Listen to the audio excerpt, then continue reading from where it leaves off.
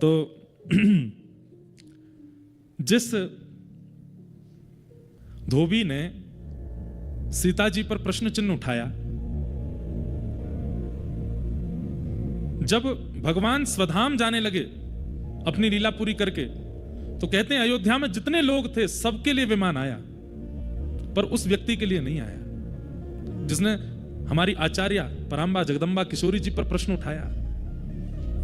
सबके लिए विमान आया, सब अपने अपने विमानों पर बैठ करके जाने लगे। तब राम जी ने अंत में कहा, पुष्पक विमान में राम जी और पूरा राम दरबार बैठा।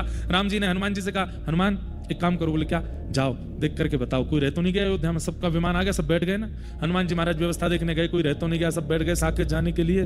तभी हनुमान जी ने देखा कि सरजू जी के तट पर धोबी रो रहा है।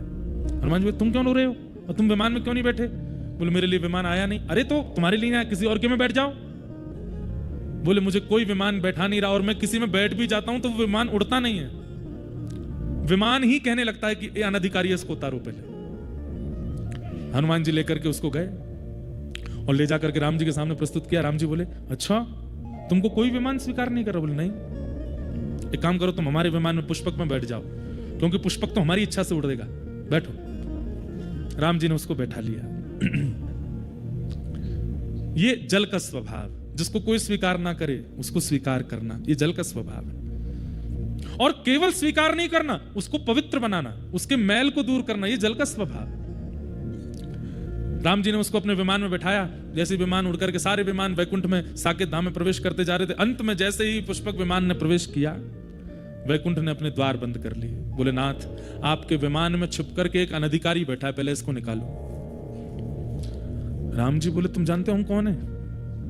हम साकेत पति हैं, हम वैकुंठ पति हैं। हमारी इच्छा से साकेत का निर्माण हुआ है, हमारी इच्छा से सारा भूमंडल चलता है, हमारी इच्छा है कि हम उसको लेके जाएंगे, तुम कैसे द्वार बंद कर सकते हो? बोले महाराज क्षमा करें, पर साकेत के जो नियम हैं, उन नियमों में आचार्य अवहेलना करने वाले को यह कभी नहीं प्राप्त हो सकता साकेत। और इसमें अगर स्वामी भी चाहेंगे तो भी साकेत उसको स्वीकार नहीं करेगा जो आचार्य अवहेलना करके आया है। आप इसको उतार दीजिए। तो वो धोबी रोने लगा।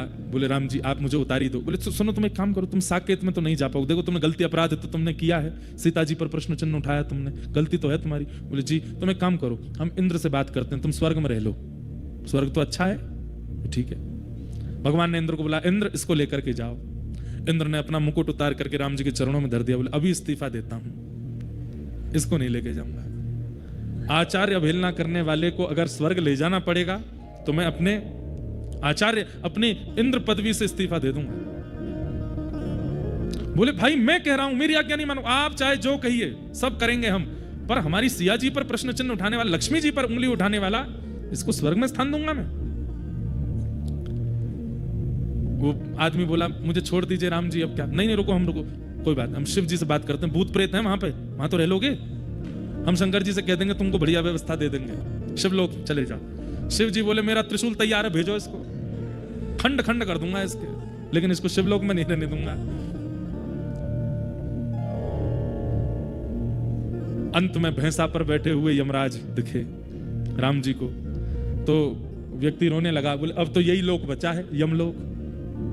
हे नाथ कोई बात नहीं, मैं यमलोक ही चला जाऊंगा। नहीं कोई बात, तुम यमलोक चले जाओ, पर यम यातना तुमको नहीं भोगनी पड़ेगी, वहां रहने का स्थान तो मिल ही जाएगा तुमको। हम बोल देते हैं यमराज जी से, यमराज जी। बोले जी इसको तेल में मत पकाना, इसके साथ में उल्टे सीधे काम जो तुम्हारे नरक में होते हैं वो सब इसके साथ मत करना।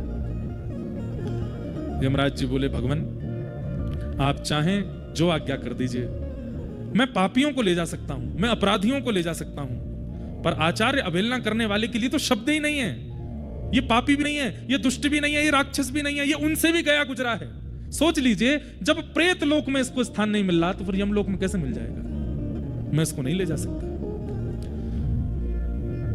सोचिए, आचार्य अवहेलना करने वाले के लिए साकेत लोक से लेकर के यमलोक तक के द्वार बंद हो गए। अरे प्रेत योनि में भी स्थान नहीं मिल रहा है, मतलब प्रेत भी उससे पवित्र हैं जो आचार्यों की अवहेलना करता है।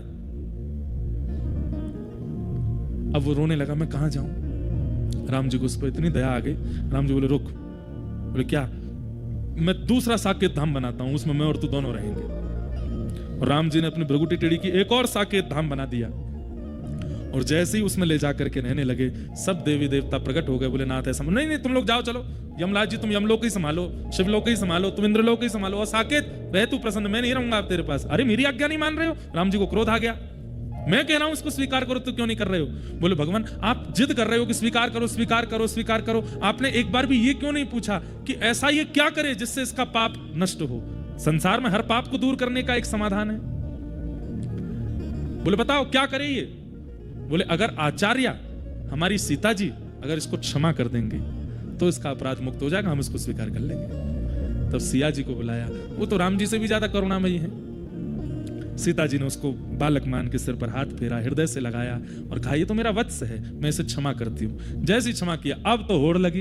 इंद्र कह रहे मैं लेके जाऊंगा, यमराज कह रहे नहीं नहीं मेरे पास आएगा, मैंने कह दी तेल में नहीं पकाऊंगा तुझे। शिव जी बोले बेटा भूत प्रेत तेरी रखवाली करेंगे, चल तू शिवलोक चल दे। साकेत बोले ये तो यहाँ रहेंगे। अब सब उनको मांगने लगे। इससे दो बातें प्रकट हुई। पहली बात कि राम जी कितने शीतल स्वभाव के हैं। जल का स्वभाव क्या है? जिसको कोई स्वीकार नहीं करता उसको जल स्वीकार करके पवित्र कर देता है। ठाकुर जी ऐसे ही हैं। बंधुओं, मंदिर में जाने से पहले एक बार अपने आप से पूछिए, क्या हमने ऐसे कर्म किए हैं कि हम बद्रीनाथ भगवान को इस शरीर से देखें? क्या हमने अपने जीवन में बहुत पवित्रता का ध्यान रखा है जो हमको गर्भगृह के बाहर बैठा करके हमसे पूजा कराई जाए? हम उस लायक भी नहीं है कि हम बद्रीनाथ भगवान के सामने खड़े हो सकें, लेकिन फिर भी हम खड़े होते हैं, देखते हैं, दर्शन करते हैं, प्रसाद पाते हैं। क्यों? क्योंकि वो हमारे अवगुण नहीं देखते, उनका स्वभाव जल के जैसा है। सूरदास जी कहते हैं